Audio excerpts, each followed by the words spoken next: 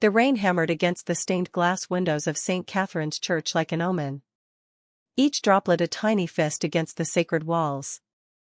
I stood at the altar in my grandmother's vintage wedding dress. The ivory silk heavy with moisture from the humidity that had seeped into the old stone building. The weight of the fabric felt like chains around my legs, binding me to this moment I no longer wanted. Marcus Wellington III stood beside me in his perfect navy suit. His blonde hair slicked back with precision that matched everything else about his life. Controlled, calculated, cold. His blue eyes held no warmth as he recited the vows his family's lawyers had probably written for him. The Wellingtons had been planning this union for months. Ever since they discovered the mountain of debt I'd inherited from my grandmother's medical bills. To have and to hold, Marcus said, his voice carrying easily through the ornate church. But his words weren't meant for me. They were meant for the small gathering of his business associates. The men in expensive suits who sat in the front pews like vultures waiting for a feast. That's when I heard it. The whispered conversation that changed everything. Marcus had turned slightly toward his best man, James Thorne, thinking the organ music would mask their voices. But I caught every word that fell from his lips like poison. Once we finalize the honeymoon paperwork, the transfer will be complete. Marcus murmured, his smile never wavering as he spoke to me, but meant the words for James. Shall never discover the offshore accounts or the other contracts. The teacher has no idea what she's signing away. My blood turned to ice water in my veins. Other contracts, offshore accounts. This wasn't about love or even desperate circumstances. This was about something far more sinister. And I was nothing more than a pawn in whatever game the Wellington family was playing.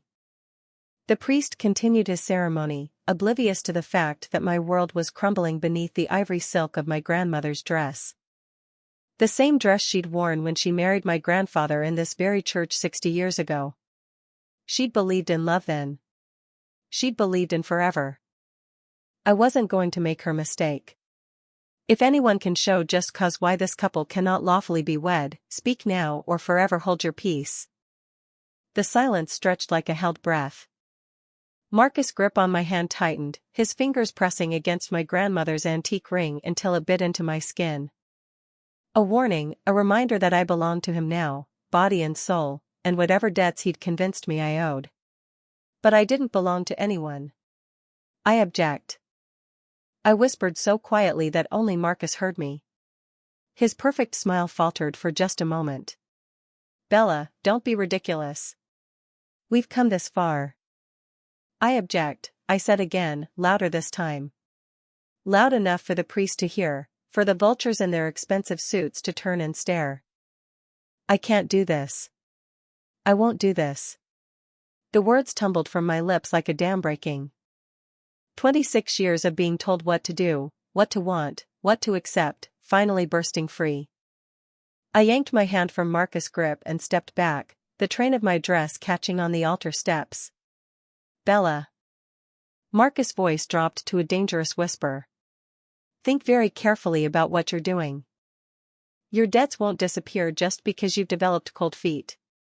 Neither will your secrets. I shot back, surprised by the steel I heard in my own voice. That's when I saw it. The flash of something dark and violent in his perfect blue eyes. Something that made me understand exactly what kind of man I'd almost married. The kind who made other contracts. The kind who kept secrets that required lawyers and offshore accounts and business associates who looked like they'd stepped out of a crime novel. I gathered up my skirts and ran. The rain hit me like a slap as I burst through the church doors, soaking through the vintage silk in seconds. My grandmother's carefully preserved dress clung to my legs, making each step a struggle as I fled across the parking lot. Behind me, I could hear Marcus shouting, his composure finally cracking as his perfect plan fell apart. The storm had emptied the streets, leaving them slick and gleaming under the amber street lights. I had no car, no money, no plan beyond getting as far away from St. Catherine's as possible. My phone was back in the church with my purse along with everything else I'd brought to my own funeral disguised as a wedding. That's when I saw it. A sleek black Maserati idling beneath the marquee of the Grand Hotel. Its engine purring like a predator waiting to strike. Steam rose from its hood, mixing rain and heat. And through the windshield, I could see the silhouette of a man holding a phone to his ear.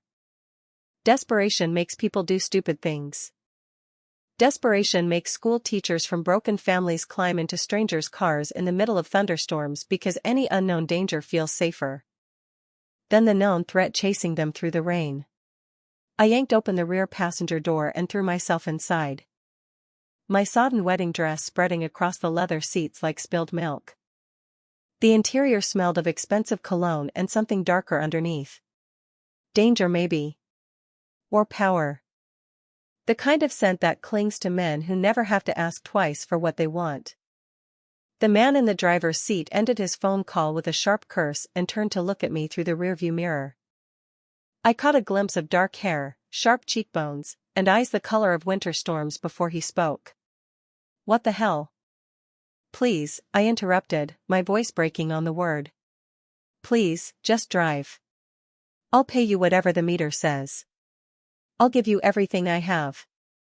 He stared at me for a long moment. Those stormcold old eyes taking in my soaked appearance. The vintage dress, the desperation that must have been written across my face in neon letters. When he spoke again, his voice was lower, more controlled, with an accent that wrapped around his words like silk over steel. Lady, this isn't a taxi. I don't care what it is. I just need to get away from here. Please. Lightning split the sky behind us, illuminating the church where Marcus was probably mobilizing his business associates to find his runaway bride. The man in the driver's seat seemed to weigh his options, his gaze flicking between me and something in his rearview mirror. Then he put the car in gear. Buckle up, he said, and we disappeared into the storm-dark streets of the city. It wasn't until we'd driven several blocks that he spoke again. His voice cutting through the sound of rain against glass and the soft purr of the engine. So, runaway bride, want to tell me what you're running from? I met his eyes in the rearview mirror. Those impossible storm-gray depths that seemed to see straight through me. My wedding. That much was obvious. A slight smile played at the corners of his mouth, visible even in profile. What I'm curious about is what made you desperate enough to jump into a complete stranger's car. You wouldn't understand. Try me.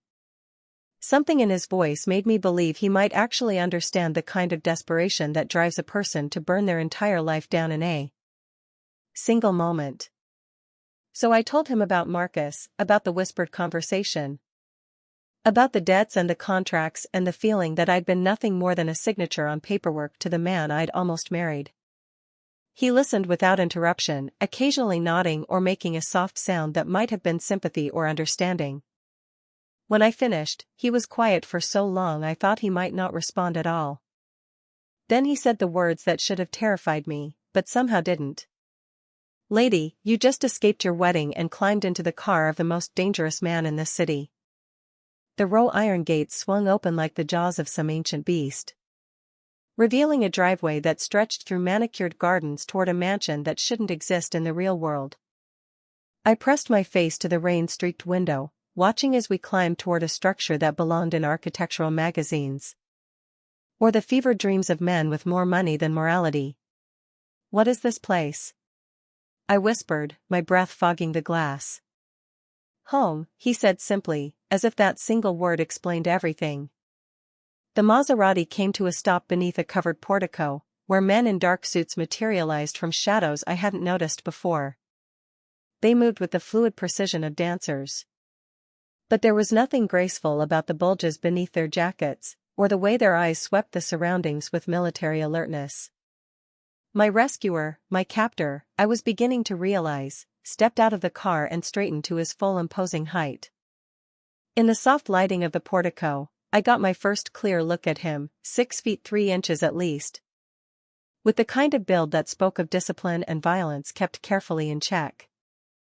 His dark hair was styled with expensive precision, and his face was all sharp angles and classical features that belonged on Roman statues. Beautiful in the way predators are beautiful.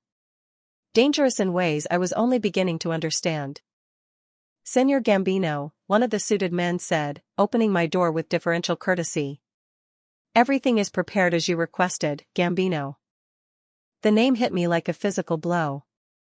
Even a sheltered art teacher from the suburbs knew that name, whispered in news reports and crime documentaries. Spoken with fear and respect in equal measure. I'd climbed into the car of Lorenzo Gambino, and now I understood exactly what he'd meant about being the most dangerous man in the city. I need to go home, I said, not moving from the back seat. My grandmother's dress had dried into wrinkled silk that clung to my skin like a second layer of anxiety. This is a mistake. I shouldn't be here. Lorenzo leaned down to meet my gaze. Those storm-gray eyes holding mine with unsettling intensity. You're not leaving, Isabel. Not until I understand why Marcus Wellington was marrying a nobody teacher with nothing to offer his family fortune. The casual cruelty of his words stung. But it was the accuracy that truly wounded. I was nobody special. Just another casualty of circumstances beyond my control. But hearing it stated so bluntly by a man who probably destroyed lives before breakfast made something fierce unfurl in my chest. My name is Bella, I said, lifting my chin. And if I'm such a nobody, why do you care who I marry? Something that might have been approval flickered across his features. Because nobodies don't run from their weddings unless they've discovered something that scares them more than poverty. And because Marcus Wellington doesn't marry anyone without a very good reason, he gestured for me to exit the car. And though it felt like stepping into quicksand, I climbed out into the humid night air. The mansion loomed above us, all glass and stone and expensive shadows. While armed men watched our every move from positions I was only beginning to notice. The interior was even more intimidating than the exterior. Marble floors stretched across spaces large enough to hold my entire apartment building. While artwork that probably cost more than I'd earn in a lifetime adorned walls that soared toward coffered ceilings. Everything whispered of power and wealth accumulated over generations, the kind of money that bought silence and buried secrets. Lorenzo led me through a series of rooms that blurred together in a haze of luxury and fear, finally stopping in what appeared to be an office. Floor-to-ceiling bookshelves lined 3 walls, while the fourth was dominated by windows that overlooked the city sprawling below us like a kingdom waiting to be conquered.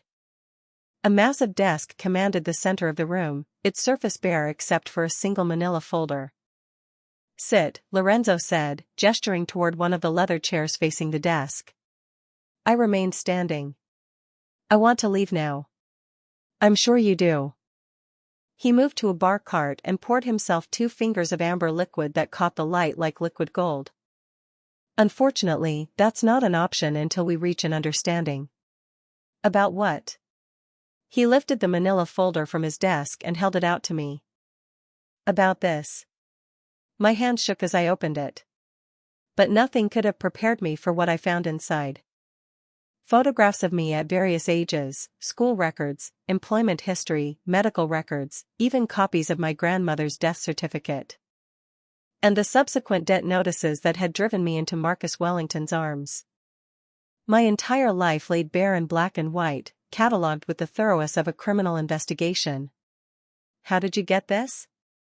The words came out strangled, barely audible. I make it my business to know everything about everyone who enters my world.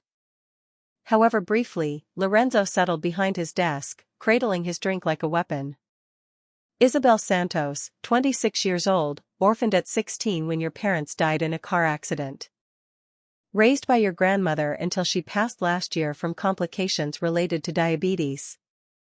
Currently employed as an art teacher at Lincoln Elementary, drowning in medical debt you inherited along with her house. Each word was a scalpel, cutting away the privacy I'd thought was mine by right. You had no right to investigate me. I had every right the moment you climbed into my car. His voice carried the authority of a man accustomed to having his will obeyed without question. What I find interesting is that someone with your background caught the attention of the Wellington family. They don't marry down, Bella, ever. Which means there's something about you that made Marcus willing to overlook your limitations. The word hung in the air like a slap.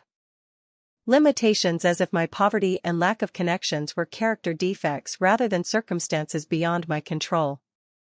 Maybe he loved me, I said, though the words sounded hollow, even to my own ears. Lorenzo's laugh was sharp and humorless. Marcus Wellington doesn't love anyone but himself and the fortune his family built on the backs of better men.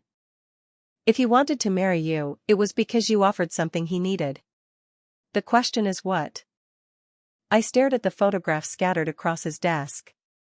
Images of myself I'd never known existed. Me leaving school, grocery shopping, visiting my grandmother's grave. A life under surveillance I'd never detected. I don't have anything. I whispered. I'm exactly what you said. A nobody with nothing to offer. Then why? Lorenzo leaned forward, his eyes boring into mine with laser intensity. Was Marcus Wellington willing to pay off every penny of your debt to make you his wife? Why did his lawyers draw up prenuptial agreements that were more like acquisition contracts? And why did he look like he wanted to kill someone when you ran? The questions hit like physical blows. Each one revealing new layers of manipulation I'd been too naive to recognize. Marcus hadn't saved me from my debts out of love or even pity. He'd bought me, plain and simple. And I'd been too desperate to ask why. I need to use your phone, I said suddenly. I need to call someone. Let them know I'm safe. Who would you call? The question was casual, but his eyes remained sharp. According to my research, you have no close friends, no living relatives, no one who would notice if you disappeared for a few days. The accuracy of his assessment was more devastating than any physical blow could have been. I was completely alone in the world, had been since my grandmother's death. With no one to miss me except the 23 students in my art class who wouldn't return from summer break for another month. This is kidnapping, I said, because it was the only weapon I had left. This is protection, Lorenzo corrected, rising from his chair with fluid grace. Because whatever Marcus Wellington wanted from you, he's not going to stop wanting it just because you developed cold feet at the altar. And the Wellington family has resources that make them very dangerous when they don't get what they want. A man appeared in the doorway as if summoned by telepathy, older than the others, with silver hair and eyes that had seen too much. Senor, the rooms are prepared. Thank you, Roberto. Lorenzo's attention returned to me. You'll find everything you need has been provided. Tomorrow, we'll discuss this further. Tonight, you need rest. I'm not staying here. You are. The words carried the finality of a judge's gavel because the alternative is returning to a world where Marcus Wellington is waiting for you. And I assure you, his patience has limits. Roberto stepped forward with deferential courtesy. If you would follow me, Sonora, I looked between the two men, seeing no escape in either direction. Lorenzo had made his position clear. I was his guest whether I wanted to be or not. And somewhere out in the storm-dark city, Marcus Wellington was probably discovering that his perfect plan had developed complications. Fine, I said, gathering the tattered remains of my dignity around me like armor. But this isn't over. Lorenzo's smile was sharp as a blade. No, Bella, it's just beginning. I woke in a bed that cost more than my annual salary, wrapped in Egyptian cotton sheets that felt like silk against my skin. For a moment, the opulence made me forget where I was and how I'd gotten here. Then reality crashed back like a physical blow, bringing with it the memory of storm-gay eyes and threats wrapped in silk. The sweet Roberto had shown me to rivaled anything I'd seen in luxury hotel magazines, a sitting area with furniture that belonged in museums. A bathroom larger than my entire apartment, and a walk-in closet that had been mysteriously stocked with clothes in my exact size. Designer labels I recognized but had never been able to afford, hung in neat rows. From casual wear to evening gowns that probably cost more than my car. I'd slept in the vintage wedding dress out of sheer stubborn spite. Letting the wrinkled silk serve as armor against whatever game Lorenzo Gambino was playing, but morning brought practical concerns. And the need for clean clothes eventually overrode my principles. A soft knock interrupted my internal debate about accepting his hospitality. Come in, I called, expecting Roberto or another servant. Instead, Lorenzo himself stepped through the door, carrying a silver tray laden with coffee and pastries that smelled like heaven. He'd changed from his storm-soaked clothes into a charcoal suit that emphasized the breadth of his shoulders and the dangerous grace of his movements. In the morning light streaming through the windows, he looked less like the mysterious savior from the night before and more like exactly what he was. A predator wearing civilization like an expensive mask. Sleep well?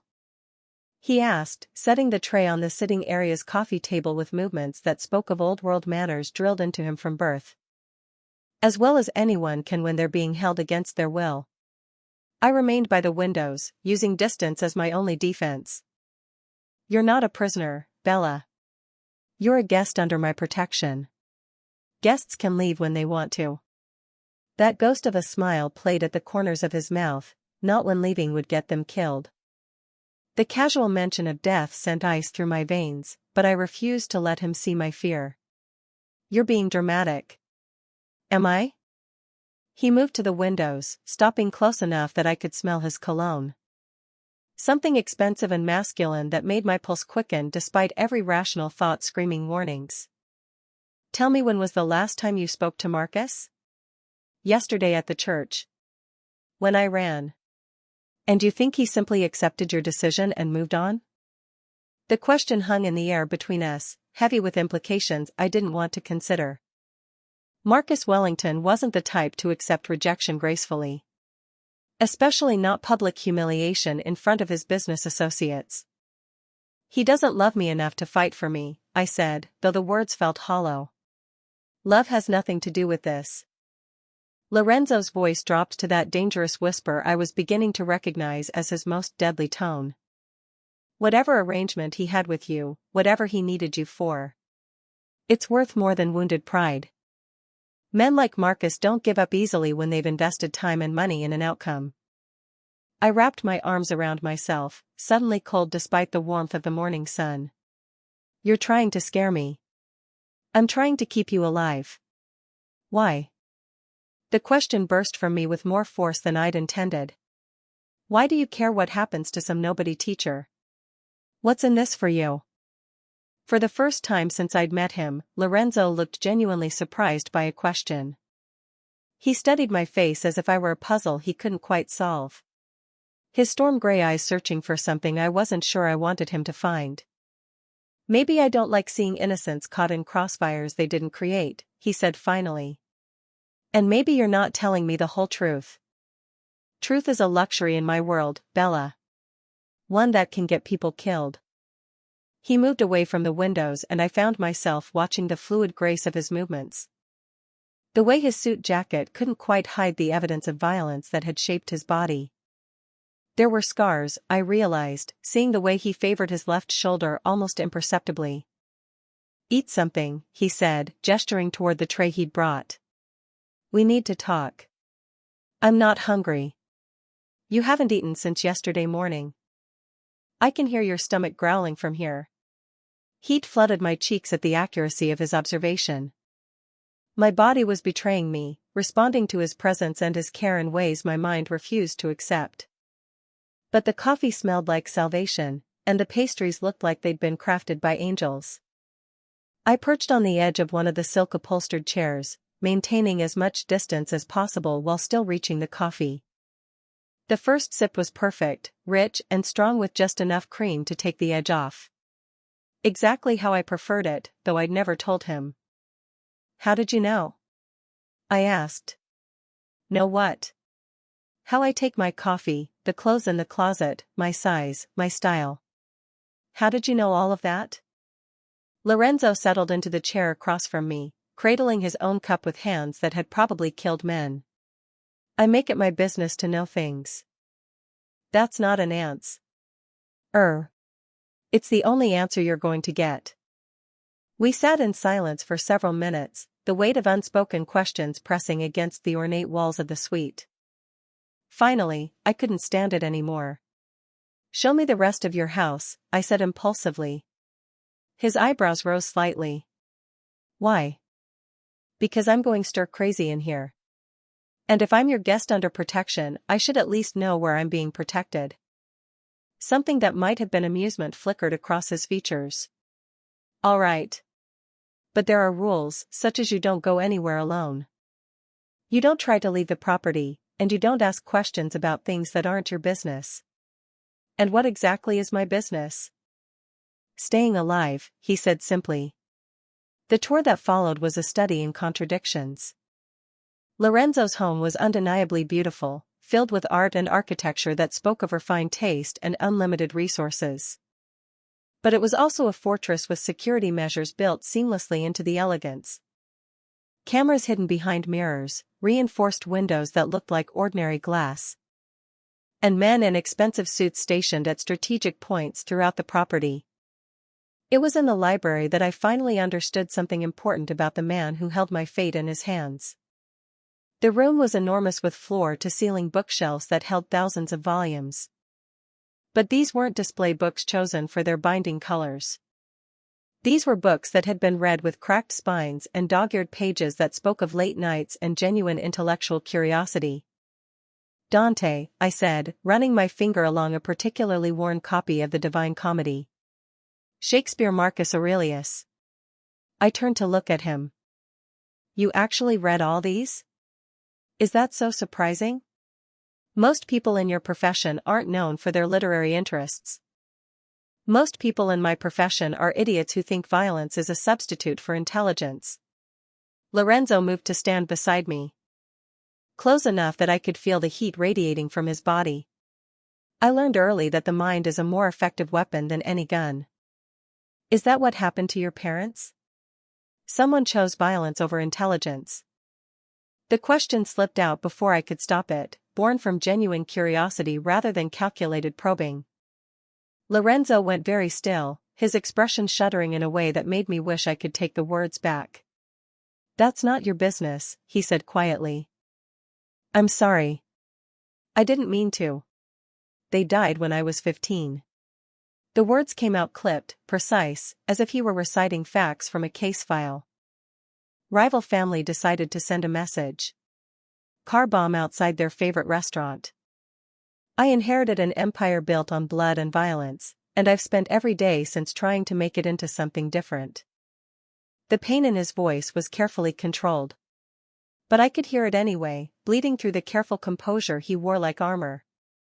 Without thinking, I reached out and touched his arm, feeling the tension in his muscles beneath the expensive fabric of his suit. I'm sorry, I said again. Meaning it this time. Don't be. It taught me that the world is full of predators. And the only way to protect what matters is to be more dangerous than anything that might threaten it. Our eyes met, and something shifted in the air between us, a recognition of shared loss, and careful vulnerability. We were both orphans, I realized, both shaped by tragedy into something harder than we'd been born to be. That's when his phone rang, shattering the moment like glass. Lorenzo stepped away to answer it, his voice dropping to rapid Italian that I couldn't understand but recognized as urgent. When he hung up, his expression had changed, becoming the cold mask of authority I was beginning to dread. We need to go, he said. Go where? Somewhere safe. Marcus Wellington has mobilized his security team, and they're asking questions about a missing bride. The warehouse district at midnight looked like something from a noir film. All shadows and steam rising from storm drains in the humid summer air. Lorenzo had driven us here in a different car, a nondescript sedan that blended into the industrial landscape like camouflage. His hands gripped the steering wheel with controlled tension, those storm-gray eyes constantly checking the mirrors for signs of pursuit. Stay in the car, he said as we pulled into the loading dock of a seemingly abandoned building. Whatever happens, don't get out. What's going on? Why are we here? Before he could answer, his phone buzzed with a message that made his jaw clench. He showed me the screen and my blood turned to ice water. It was a photograph of my best friend, Sarah, bound to a chair in what looked like an empty office. Her eyes wide with terror above a strip of silver tape covering her mouth. No, I whispered, my hands flying to my mouth. No, they wouldn't. She has nothing to do with this. Vincent Torino disagrees. Lorenzo's voice was deadly calm, but I could see the fury burning behind his controlled facade. He's Marcus Wellington's business partner, and he has your friend. The message is simple. You for her. Then let's go. I'll trade myself. Sarah doesn't deserve this. Like hell, you will. The vehemence in his voice surprised me. This isn't just about Marcus anymore, Bella. Vincent Torino has been looking for an excuse to move against my family for years. Using you as leverage is just his opening gambit. I stared at the photograph, at Sarah's frightened face, and felt something break inside my chest. She was the only real friend I had left. The only person who'd stood by me through my grandmother's death and the crushing debt that had driven me into Marcus' arms. The idea of her suffering because of choices I'd made was unbearable. I have to save her, I said. We will save her, Lorenzo corrected, his hand finding mine across the center console. The touch sent electricity up my arm, warmth and strength that I desperately needed. But we do it smart, not reckless. The warehouse was a maze of shipping containers and industrial equipment, perfect for the kind of clandestine meeting that ended in violence.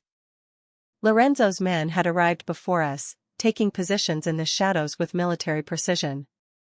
But as we waited in the car, more messages arrived. Each one more threatening than the last. Your parents didn't die in an accident, did they? The words slipped out before I could stop them. Born from a terrible realization that was crystallizing in my mind. The car crash when I was 16. It wasn't random. Lorenzo went very still, his hand tightening around mine. What makes you say that? Marcus knew things about me. Personal things that weren't in any public record. And you said the Wellington family doesn't marry down without a reason. My voice was barely above a whisper. They needed me for something specific, didn't they? Something connected to my parents. Bella, tell me the truth. Please. I deserve to know why my friend is tied to a chair because of something I don't even understand. Lorenzo was quiet for so long, I thought he wouldn't answer. When he finally spoke, his voice carried the weight of secrets that had been buried for too long. Your father worked for a construction company that built private facilities for people who valued discretion. Warehouses, offices, underground spaces that didn't appear on any city planning documents. He was good at his job, maybe too good. Started noticing patterns in the blueprints, asking questions about why certain buildings needed reinforced soundproofing and multiple escape routes. He was investigating criminal activities. He was an honest man who stumbled onto something bigger than he realized. The Wellington family has been laundering money through construction projects for 30 years. Using men like your father to build the infrastructure for their operations. When he started connecting dots, they eliminated the problem. The words hit me like physical blows. Each revelation rewriting everything I thought I knew about my life. The break failure. The investigation that found no evidence of tampering. Money buys silence and selective blindness. Your parents' accident was professionally arranged to look random, and the investigation was handled by officials who knew better than to dig too deep.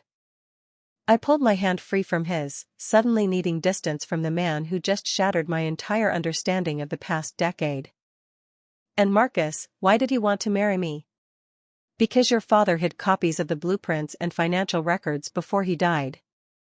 Insurance in case something happened to him.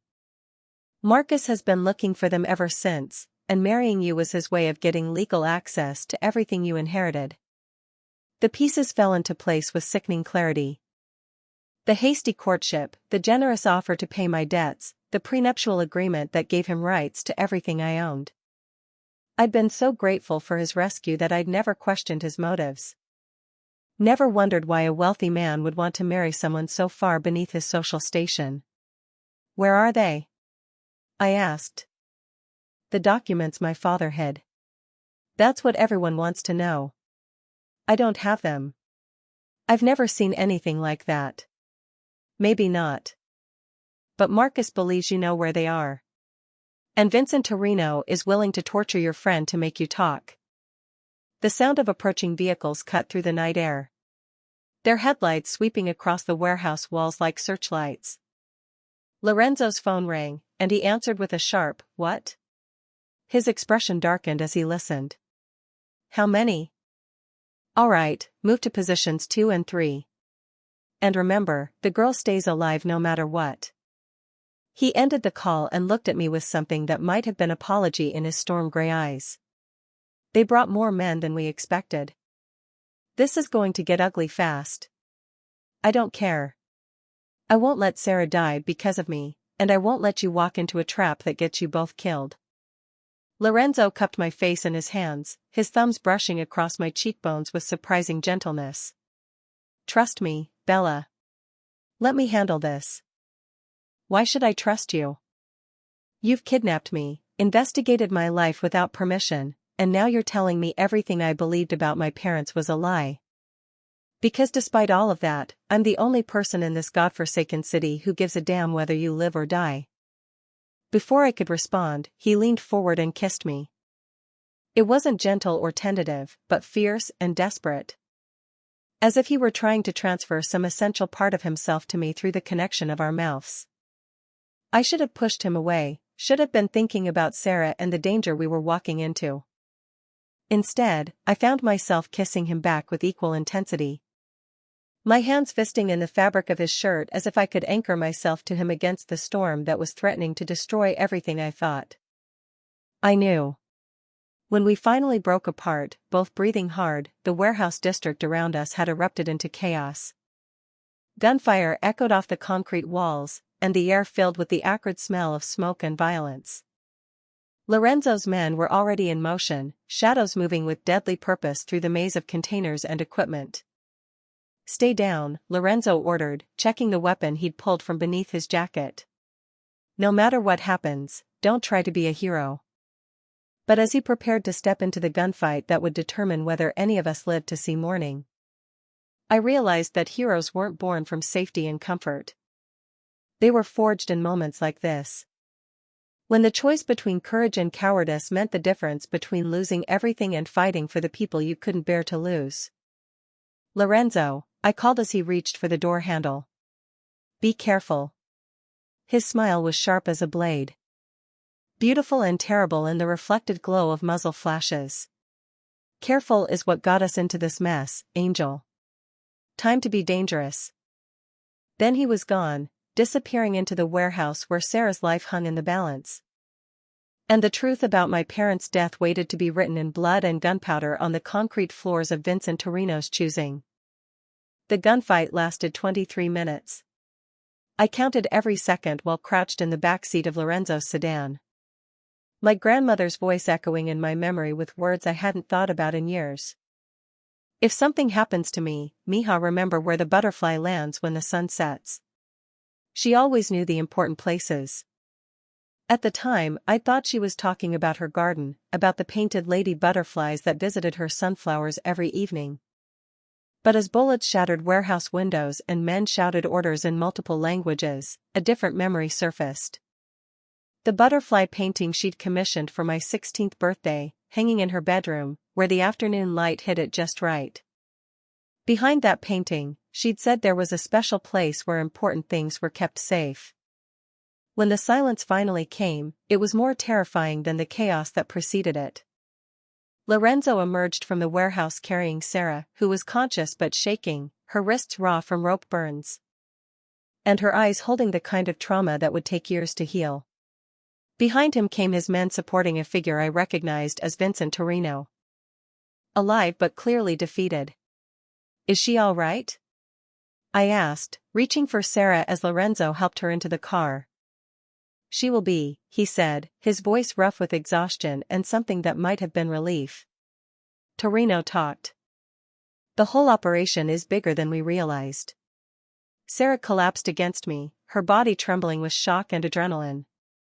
"Bella," she whispered, her voice from screaming. "They kept asking about your grandmother, about things she might have left you. They said your parents hid something important." The pieces clicked into place with crystalline clarity. My grandmother hadn't been rambling about butterflies and gardens. She'd been giving me a clue, a way to find whatever my father had hidden before he died. And now that Sarah was safe, I had a choice to make. I need to go home, I told Lorenzo, to my grandmother's house. Like hell, Marcus Wellington is probably watching every property connected to you. Then we'll have to be smarter than him. I met his storm gray eyes, seeing my own determination reflected there. The documents my father hid. I think I know where they are. Lorenzo studied my face for a long moment, weighing risks against potential rewards.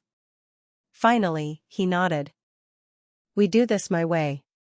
Full security, complete surveillance sweep, and you don't touch anything until I'm certain it's safe. The drive to my grandmother's house took us through neighborhoods I'd avoided since her funeral. Past the small clinic where she'd received her dialysis treatments and the church where I'd said goodbye to her 6 months ago. The house looked smaller than I remembered, a modest 2-bedroom bungalow with a front garden that had grown wild without her careful tending. Lorenzo's security team arrived first, sweeping the interior for surveillance devices or booby traps while I waited in the car with Sarah, who'd finally stopped shaking, but still flinched at sudden noises. The irony wasn't lost on me that I was returning to my childhood home as the unwilling guest of a man who'd probably killed more people than I'd ever met. Clear. Roberto's voice crackled through Lorenzo's radio. But there are signs someone else has been here recently. Windows forced, furniture moved, paper scattered. Marcus had already searched the house. The realization sent ice through my veins, followed by a surge of anger that surprised me with its intensity. This was my grandmother's sanctuary, the place where she taught me to paint and cook, and believed that art could make the world beautiful despite its cruelties. The idea of Marcus people violating that sacred space made something fierce unfurl in my chest. He didn't find them, I said with sudden certainty. He didn't know what to look for. The butterfly painting hung exactly where I remembered, in my grandmother's bedroom facing the window where the afternoon sun created patterns on the faded wallpaper. But now I noticed what I'd missed as a teenager. The frame was slightly larger than the canvas, creating a narrow space between the painting and the backing. Help me take this down, I told Lorenzo, reaching for the corners of the frame. Together, we lifted the painting from its hook and laid it face down on the bed.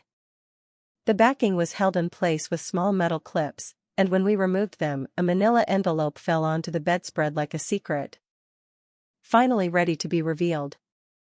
Inside were blueprints, financial records, and photographs that painted a picture of corruption stretching back decades. The Wellington family had been using construction companies to build money laundering operations throughout the city, creating a network of legitimate businesses that concealed the movement of millions in illegal funds. My father's careful documentation showed not just the where and when, but the who. Names, dates, bank account numbers, and enough evidence to destroy not just the Wellington Empire, but several prominent families who'd partnered with them. Jesus, Lorenzo breathed, studying a photograph that showed Marcus shaking hands with Vincent Torino outside a building my father had helped construct. This goes all the way to the top of the city's power structure. But it was the final document that made my blood run cold. A contract dated 3 days after my parents' funeral, signed by Marcus Wellington and transferring ownership of several construction projects to shell companies controlled by offshore accounts. The signature line at the bottom bore my name, forged in my 16-year-old handwriting, giving legal weight to transfers I'd never authorized. He's been using my identity for a decade, I whispered, the magnitude of the betrayal finally sinking in. Everything he's built since my parents died was funded with my stolen legal identity, which makes you the rightful owner of assets worth approximately $50 million, Lorenzo said, his voice carefully neutral, and gives you the power to bring down everyone involved in the conspiracy. The weight of that knowledge settled on my shoulders like lead. I wasn't just a runaway bride anymore. I was the key to unraveling a criminal empire that had cost my parents their lives and shaped the last 10 years of my existence. But with that power came a target painted on my back that wouldn't disappear just because I wanted to return to my quiet life as an art teacher. I can't go to the police, I said, understanding flooding through me. If this corruption goes as high as these documents suggest, there's no one I can trust. No, Lorenzo agreed. There isn't. What about the FBI? Federal investigators who aren't connected to the local power structure. Lorenzo was quiet for a moment, studying the financial records with an expression I couldn't read. When he looked up, something had changed in his eyes. A coldness that made me remember exactly who I was dealing with. We need to get out of here, he said, gathering the documents with urgent efficiency. Now, what's wrong? I recognize some of these bank account numbers. They're not just laundering money for the Wellington family. His voice carried a deadly calm that sent shivers down my spine. They're funding operations that compete directly with mine. Vincent Torino wasn't just Marcus's partner. He was building a war chest to destroy my family. The sound of approaching vehicles cut through the evening air, their engines growing louder as they turned onto my grandmother's quiet street. Lorenzo moved to the window, his body language shifting into the predatory alertness I'd seen at the warehouse. For cars, maybe more, he said, reaching for the weapon beneath his jacket. Marcus brought back up this time. The back door, I suggested, clutching the manila envelope against my chest like armor. Probably covered. Lorenzo's phone buzzed with a message that made his jaw clench. They want to negotiate. They'll trade Sarah's continued safety for you and the documents. The words hit me like a physical blow. I thought Sarah was safe. You said I said we rescued her from the warehouse. I didn't say Torino's people don't have more resources. Lorenzo met my eyes and I saw something that might have been regret in their storm gray depths. This is bigger than either of us realized, Bella. And now you have to choose. Trust me completely or watch everyone you care about pay the price for your father's honesty. Outside, car doors slammed and male voices called orders in the growing darkness. The butterfly painting lay forgotten on my grandmother's bed, its bright wings no longer able to guide me towards safety. I was 26 years old, orphaned twice over, and holding documents that could either save me or get me killed. Depending on who I chose to trust with the truth my father had died protecting. I choose you, I said, surprised by the steadiness in my voice. I choose this life. The safe house was a penthouse apartment in the financial district. Sterile and anonymous as a hotel room with floor-to-ceiling windows that offered a panoramic view of the city's glittering arteries. We'd escaped my grandmother's house through a series of moves that felt choreographed. Lorenzo's security team creating diversions while we slipped out the back and through a neighbor's yard to a waiting motorcycle that carried us through the night like shadows fleeing the light. Sarah was safe. Relocated to a secure facility under federal protection after Lorenzo made a call that demonstrated connections I was still learning to understand. The documents from my father's hiding place lay spread across the penthouse's dining table like evidence in a war crimes tribunal. Each page revealing new layers of corruption that stretched through the city's power structure like cancer through healthy tissue. The bank account numbers, I said, tracing my finger along a column of figures that had been haunting me since we'd fled. You said you recognized them. What did you mean? Lorenzo stood silhouetted against the windows, his white shirt gleaming in the reflected light of the city below. He discarded his jacket and tie somewhere during our escape, and the casual attire made him look younger, more vulnerable. But when he turned to face me, his storm gray eyes held depths I was still learning to navigate. For the past 3 years, someone has been systematically undermining my business operations. Legitimate operations, he emphasized. Perhaps seeing the skepticism on my face. Construction contracts canceled, import licenses revoked, city permits mysteriously delayed. I thought it was normal business competition until my accountant started tracking the money trail. It led back to these accounts, some of them. He moved to the table, pointing to a series of transactions that created a pattern I hadn't noticed before. Vincent Torino was using laundered Wellington money to bribe officials, judges. Anyone who could make my life difficult without resorting to outright violence. The revelation shifted my understanding of the entire conspiracy. This wasn't just about hiding illegal profits. It was economic warfare disguised as legitimate business practices. They were trying to force you back into purely criminal activities. Exactly. Make it impossible for me to operate legally, and I'd have no choice but to return to the old ways. Drug trafficking, weapon smuggling, human trafficking, the kind of business that generates massive profits, but requires constant violence to maintain. But you didn't take the bait. Lorenzo's smile was sharp as broken glass.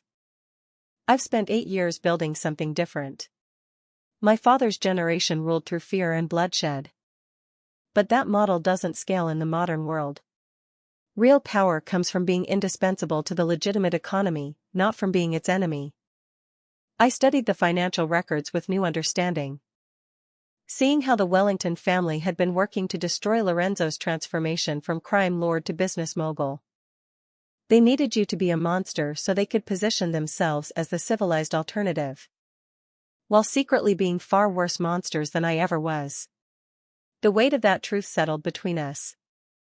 Marcus Wellington, with his perfect manners and country club connections, had been orchestrating criminal activities that made traditional organized crime look like amateur hour. The realization that I'd almost married him, almost given him legal access to the evidence that could destroy him, made my skin crawl with revulsion. There's something else, Lorenzo said, his voice dropping to that dangerous whisper I'd learned to associate with revelations that changed everything. The documents show payments to federal agents, specific amounts on specific dates. Your father wasn't just tracking local corruption. He'd identified federal investigators who were taking money to look the other way. My heart stopped. The FBI agents I was going to contact, at least 3 of them are on Torino's payroll. The betrayal cut deeper than anything Marcus had done. I'd been so focused on finding someone outside the local power structure that I hadn't considered the possibility that the corruption reached federal levels. How many people can we trust in law enforcement? Maybe none. Lorenzo moved closer, his presence both comforting and electrifying. In my world, the people who've sworn their loyalty to me personally, not to an abstract concept of justice that can be bought and sold. Your world, I repeated, tasting the words. Is that what I've chosen, to live in a place where loyalty is more valuable than law? You've chosen to survive, he corrected gently. Everything else we can figure out as we go. He was close enough now that I could see the exhaustion around his eyes, the weight of responsibility that never left his shoulders. This man commanded an empire built on violence and fear. But he'd also risked everything to save a woman he barely knew from a fate she'd stumbled into through pure chance. Why? I asked. The question that had been burning inside me since the moment he'd helped me into his car. Why did you save me? Why risk a war with the Wellington family for someone who means nothing to your business? Lorenzo's hand came up to cup my face, his thumb tracing the line of my cheekbone with infinite gentleness. Because you ran from a church in a wedding dress, choosing uncertainty over security.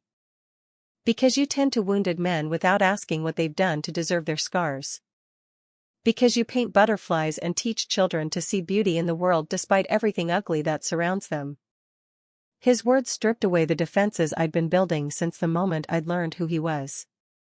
Those aren't reasons to start a war. No, he agreed, his voice rough with an emotion I couldn't identify, but they're reasons to fight one. Before I could respond, before I could analyze the implications of what he was saying, his mouth was on mine. This kiss was different from the desperate claiming at the warehouse. Deeper, more reverent, as if he were trying to memorize the taste and texture of my surrender. My hands found their way to his shoulders, feeling the strength coiled beneath his shirt. The scars that told stories I was only beginning to understand. When we broke apart, both breathing hard, something fundamental had shifted between us. This wasn't just about protection anymore. Wasn't just about the documents that could reshape the city's power structure. This was about 2 people who'd found something worth fighting for in each other's arms. The gala, Lorenzo said suddenly, his attention caught by something in the financial records. Tomorrow night, the Children's Hospital fundraiser that Marcus was supposed to attend with you as his wife. I followed his gaze to an entry showing a massive donation from Wellington Industries to the hospital's building fund. He's still planning to go. He has to. The donation is public record, and backing out would raise questions. As he can't afford to answer. Lorenzo's expression turned predatory. But the gala also represents an opportunity. 800 of the city's most powerful people in one room, including several who appear in these financial records. You want to expose the corruption publicly? I want to end this war before it destroys everything we're trying to build.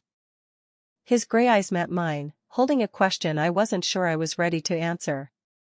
But I need a partner, not just a protected witness. Someone who understands what's at stake and is willing to see this through to the end. The penthouse fell silent, except for the distant hum of city traffic far below. Through the windows, dawn was beginning to touch the eastern sky with fingers of gold and pink. In a few hours, the city would wake to another day of routine corruption and accepted lies. But I held the power to change that, to honor my parents' sacrifice by finishing what they'd started. What do you need me to do? I asked.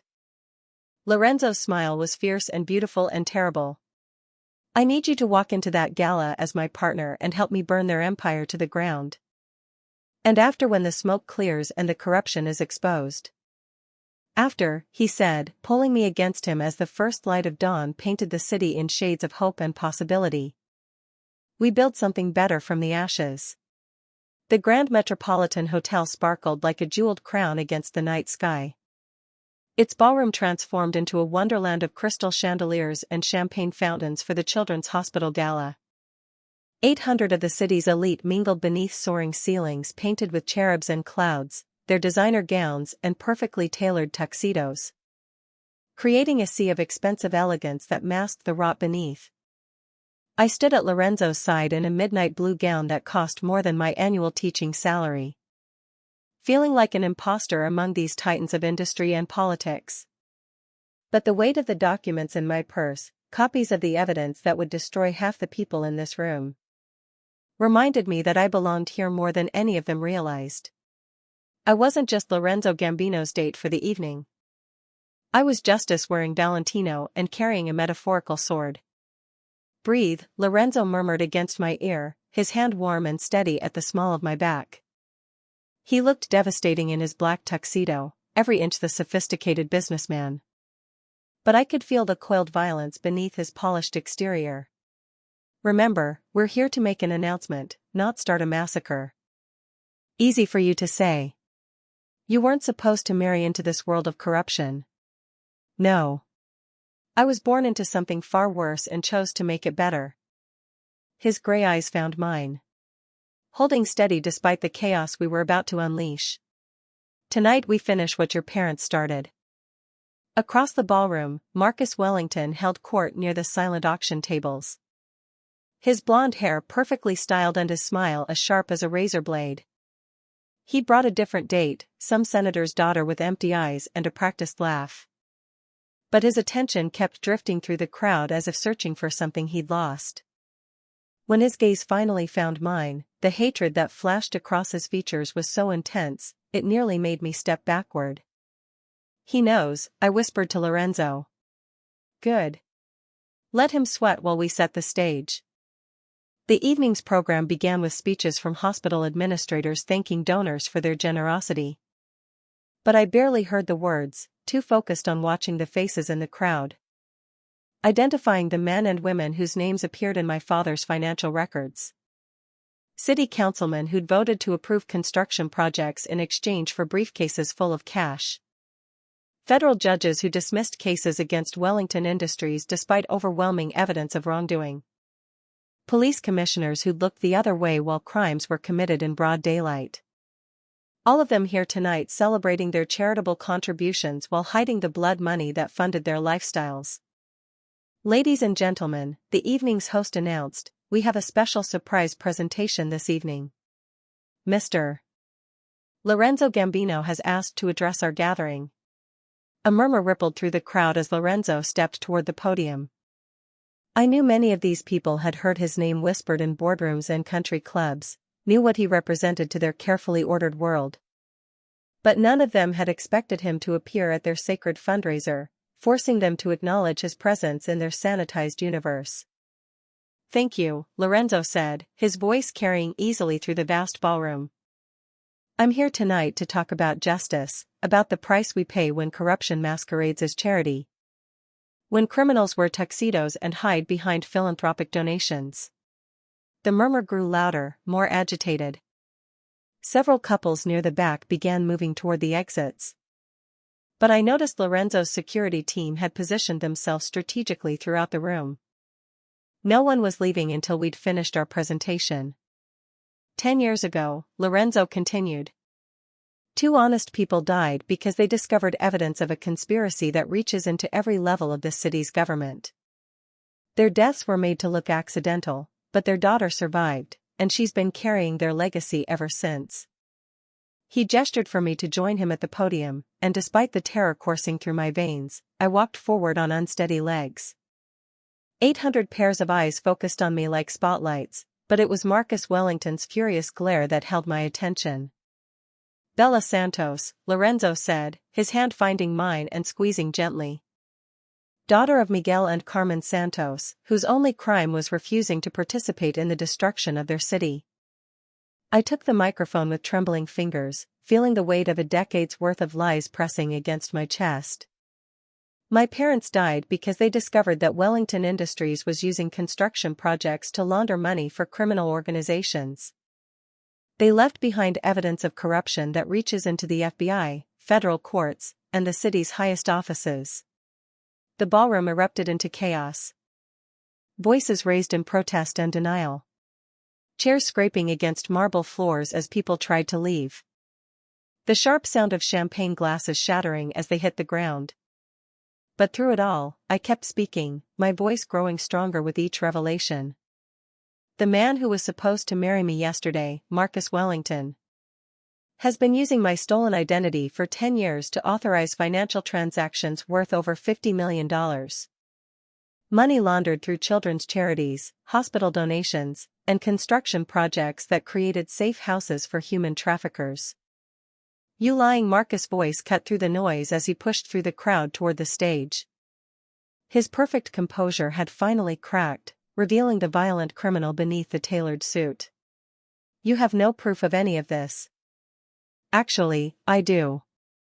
I reached into my purse and withdrew the manila envelope that had been hidden behind my grandmother's butterfly painting. Financial records, photographs, bank account numbers, and recorded conversations that document every transaction, every bribe, every murder committed to protect this conspiracy. That's when Marcus pulled the gun. The ballroom fell silent except for the sound of several women screaming and men shouting orders as security teams from multiple organizations suddenly appeared throughout the room. Marcus held a small pistol pointed directly at my chest, his perfectly manicured finger trembling on the trigger. "You should have married me when you had the chance," he said, his voice carrying clearly in the sudden stillness. "Should have kept your mouth shut and played your part like a good little wife." "Like my mother should have kept her mouth shut," I shot back, surprising myself with my steadiness. "Like my father should have ignored the evidence of your family's crimes. Your parents were collateral damage in a business dispute. Nothing personal." "Everything about this is personal." Lorenzo stepped between Marcus and me. His movements fluid despite the weapon trained on us. "You made it personal when you decided to use her parents' deaths to steal her identity. When you tortured her best friend to find documents you had no right to possess." "Stand down, Gambino," Marcus snarled. "This doesn't concern your organization. It concerns me when someone threatens what's mine." The possessive claim should have bothered me. Should have triggered my independent streak and feminist principles. Instead, it sent heat flooding through my body. A primitive recognition that this dangerous man was willing to die protecting me from the monsters who destroyed my family. "Vincent Torino is already in federal custody," I announced, watching Marcus' face go pale. "Along with the bank records that show exactly how much money he paid federal agents to cover up your family's crimes. The corruption stops tonight, you naive little girl." Marcus laughed, but the sound was desperate rather than amused. You think exposing this will change anything? There are a dozen other operations ready to take Wellington Industries' place. The system is bigger than any one family. Maybe, Lorenzo said calmly. But every system has weak points, and you've just become one of them. The shot came from behind Marcus, not from his gun. Vincent Torino had somehow escaped federal custody and made his way into the ballroom, his own weapon drawn and pointed at the man who'd betrayed him. Marcus spun around, his pistol tracking toward this new threat. And in that moment of distraction, Lorenzo moved. The fight lasted perhaps 30 seconds, but it felt like hours. Lorenzo's training was evident in every economical movement as he disarmed Marcus and sent him crashing into the silent auction tables. Torino fired twice more, the bullets shattering champagne bottles and sending guests diving for cover behind overturned tables. I didn't think, didn't plan, didn't consider the consequences. When I saw Torino taking aim at Lorenzo's back while he fought with Marcus, I grabbed the nearest heavy object, a crystal champagne bucket, and threw it with all the strength my grandmother had built into my arms through years of painting and sculpting. The impact sent Torino staggering backward, his shot going wide. Lorenzo finished the fight with Marcus and spun to face this new threat. But Torino was already falling, his head striking the marble floor with a sound that would haunt my dreams for years. In the sudden silence that followed, sirens wailed in the distance. Not just police, but federal agents who'd finally received clean intelligence about the corruption in their own ranks. The guests who remained in the ballroom stood frozen, waiting to see who would survive the collapse of their carefully constructed world of lies. It's over, I said, looking around at the faces of men and women who'd spent decades hiding behind charitable donations and political connections. All of it. The files are already in the hands of federal prosecutors who aren't on your payroll. Marcus Wellington, blood streaming from his nose and his perfect hair, finally looked up at me from the ruins of his family's empire. You have no idea what you've destroyed tonight. I know exactly what I've destroyed, I replied, taking Lorenzo's offered hand and stepping over the crystal fragments that glittered like stars on the marble floor. I've destroyed the machine that killed my parents. Everything else is just collateral damage. As federal agents flooded into the ballroom to begin the largest corruption sweep in the city's history, Lorenzo squeezed my hand tightly. You're not the same frightened girl who ran from the altar, he said, his voice rough with something that might have been pride. No, I agreed, watching Marcus Wellington disappear in handcuffs while the city's power structure collapsed around us like a house of cards. I'm not the same girl at all. I'm your partner now, your queen. And as we walked out of the ballroom together, past the wreckage of the old order and toward whatever we would build from its ashes, I finally understood what my grandmother had meant about butterflies finding their way to important places. Sometimes you had to burn down the garden before new flowers could bloom. 6 months had elapsed since that pivotal night. Now, the Tuscan vineyard stretched across gentle hills.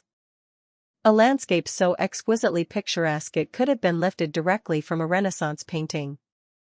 With its meticulously ordered rows of grapevines etching geometric patterns into the sun-drenched earth. From the expansive terrace of our villa, I observed workers tending the vines, their soft voices carried on the warm breeze, diligently preparing for the evening's harvest. It was a scene of unparalleled beauty, profound tranquility, and an almost inconceivable distance from the woman I had been merely half a year before. You're thinking aloud again, Lorenzo remarked, emerging from the villa's cool interior with 2 glasses of wine and that familiar, knowing smile, a look I had come to both cherish and hold in awe.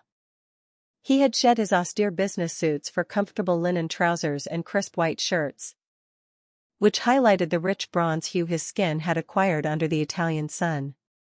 Yet, his storm-gray eyes retained their profound depth, a testament to a controlled power held in careful reserve. I was just contemplating the sheer unlikelihood of owning a vineyard, I confessed, accepting the glass he extended. The wine, a product of our own grapes, pressed from vines that had thrived on this land for centuries. was now part of the expanding enterprise we had forged from the remnants of the Wellington conspiracy. Only half a year ago, I was an art teacher drowning in debt. Today, I am an international businesswoman with holdings spanning 3 countries. You are immeasurably more than that, Lorenzo countered, settling onto the stone bench beside me, his shoulder offering a comforting warmth against mine. You are the woman who dismantled the most formidable criminal organization on the East Coast. You are the visionary architect of the Santos Foundation for Children's Education. You are my partner, in every conceivable dimension of the word.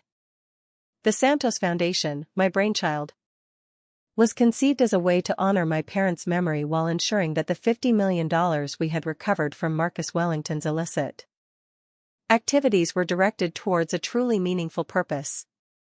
We had successfully established schools in underserved communities, developed vital art programs for at-risk youth, and created scholarship funds for children who had lost their parents to violence. While it could not restore the lives lost due to the Wellington family's greed, it represented a crucial initial step towards mending the profound wounds they had inflicted. Sometimes, I still find it difficult to believe it all truly happened, I admitted, watching the sun begin its deliberate descent towards the horizon. That we actually managed to expose them all. Lorenzo's voice carried a distinct note of satisfaction, though shadowed by a darker undertone, as he enumerated the consequences. Marcus Wellington is now serving a life sentence in federal prison. Vincent Torino met his end attempting to evade justice. 17 federal agents, 12 judges, and 43 city officials have been convicted on corruption charges. The old system was irreparably broken, and we have constructed something superior in its stead. And we are still building it, I added. The process of transformation had been neither effortless nor swift. The unveiling of the Wellington conspiracy had sent seismic shockwaves throughout the city's power structures, creating a vacuum that could easily have been filled by even more predatory opportunists. However, Lorenzo had spent years meticulously preparing for this very opportunity, strategically positioning his legitimate businesses to step into the void left by the corrupt organizations we had dismantled. Gambino Industries now commanded significant interests in construction, shipping, and real estate development across the metropolitan area. Yet it operated with a level of transparency that would have been unimaginable in his father's generation. Every contract was public record, every transaction scrupulously scrutinized by independent auditors, and every employee protected by labor agreements that established new industry benchmarks for workers' rights. Roberto called while you were engrossed in your painting, Lorenzo mentioned, referring to his second-in-command who remained in the city to oversee daily operations. The waterfront development project has received unanimous approval from the new city council. Groundbreaking is set for next month. The housing project for displaced families? I clarified. Mixed-income housing, a community center, a medical clinic, and educational facilities, he affirmed, his arm circling my shoulders and drawing me closer. Everything we envisioned. Your design for the Children's Art Center was approved without a single dissenting vote. A blush warmed my cheeks at the compliment.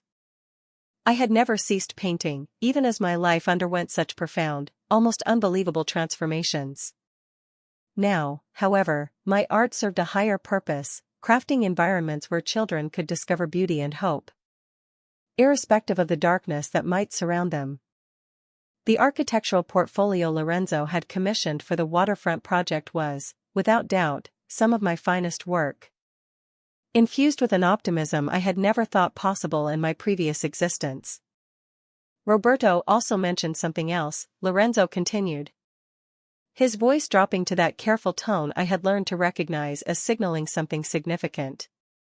A marriage proposal. My heart paused momentarily before I realized he was speaking of business alliances, not us. From whom? The Romano family in Chicago. They seek to formalize an alliance through a marriage between their daughter and one of my cousins. And, he paused, a slight smile playing on his lips, I informed them that the era of arranged marriages concluded with my generation. If my cousin wishes to marry their daughter, he will court her properly and seek her consent, not her father's permission. This casual rejection of outdated traditions eloquently spoke to how profoundly Lorenzo had changed from the man who had first commanded my presence. In his car, power had not softened him, but love had undeniably made him more human.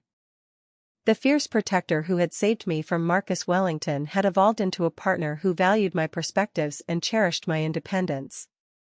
Even as we built a shared life. Speaking of marriage proposals, he began, and this time, his voice held a quality that quickened my pulse with unmistakable anticipation. I turned to look at him, discerning something in his storm-gray eyes that I had never witnessed before, vulnerability mingled with hope. Trepidation combined with unwavering resolve. He reached into his pocket and produced a small velvet box that caught the afternoon light, gleaming like a promise. "Lorenzo," I began, "I know what you're thinking." He interrupted gently, "We have endured too much, transformed too greatly, to rush into anything merely traditional. But I also know that every morning, I awaken profoundly grateful that you chose to trust me instead of fleeing. Every night, I fall asleep knowing I would raise the world before allowing anyone to hurt you." He opened the box, revealing a ring that literally stole my breath. It was not a conventional diamond, but a sapphire, the deep, turbulent color of storm clouds, encircled by smaller stones that glittered like scattered stars.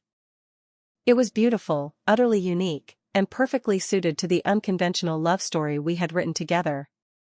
"This isn't about ownership or control, or any of the reasons people in my world typically marry," Lorenzo continued, his voice imbued with sincerity. "This is about choosing each other, every single day for the remainder of our lives. It's about building something beautiful together upon the unwavering foundation of trust we have painstakingly created." I stared at the ring, then at the man offering it. And finally at the life that stretched before us like a golden path towards an uncertain yet profoundly hopeful future. Only 6 months prior, I had been a runaway bride, fleeing from a man who viewed me as nothing more than a signature on paperwork. Now, I was being asked to marry someone who had seen me at my weakest and had helped me uncover strengths I never knew I possessed. "Yes," I said, the word emerging as naturally as breathing itself. "Yes, I will marry you. I will build this life with you. I will be your partner in everything." The ring slid onto my finger as if it had been custom-made for me, which I strongly suspected it had been. Lorenzo had likely been planning this proposal for weeks, meticulously noting my preferences and commissioning something truly unique to our shared narrative. The thought made me laugh, a sound of pure, unadulterated joy that echoed across the serene vineyard. "What's so amusing?" he inquired, though a warm smile played on his own lips. "I was just thinking about how all this began," I explained. "You once told me I'd escaped my wedding only to climb into the car of the most dangerous man in the city." "You did," he agreed, leaning closer, his presence a comforting anchor. "But you were mistaken about one crucial thing." I moved even closer, near enough to discern the subtle flecks of silver in his gray eyes, close enough to inhale the distinctive scent that would forever symbolize safety and home to me. "You weren't the most dangerous man I met that night. I was the most dangerous woman, and I simply hadn't realized it yet." His laugh was rich and warm, the sound of a man who had discovered something far more valuable than all the power and wealth he commanded. "You are absolutely right. You destroyed an empire, brought down a criminal conspiracy, and transformed a monster into a man worthy of love. You are, without doubt, the most dangerous woman in any city, and yet, you love me anyway." "I love you because of it," I affirmed. We kissed as the sun gracefully set over our Tuscan vineyard, over the life we had meticulously built from violence, betrayal, and those desperate choices made in the rain outside a church. Tomorrow, we would return to the vibrant city to oversee the empire we had created together, to continue the ongoing work of transformation that would undoubtedly require years to fully complete. There would, of course, be new challenges, new adversaries, and new battles to fight for the future we so clearly envisioned. But tonight, we were simply Lorenzo and Bella, two individuals who had discovered each other in the profound darkness and chosen, together, to forge a light, The butterfly painting from my grandmother's house now graced our bedroom wall.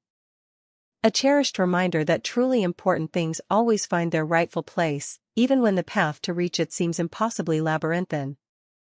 As the first stars materialized in the darkening sky, I reflected on the scared young woman who had fled her wedding in a torrential rainstorm. She had been searching for escape, for safety, for someone to rescue her from a fate she could not accept. Instead, she had discovered something infinitely more valuable. She had found herself, and in doing so, she had found the love that would irrevocably transform them both. Sometimes, the most extraordinary blessings in life truly do emerge from the most unforeseen circumstances, like encountering your soulmate in the back of a stranger's car on what felt like the absolute nadir of your existence, only to realize, in hindsight, that it was, in fact, the very first night of the rest of your life. The night everything truly began.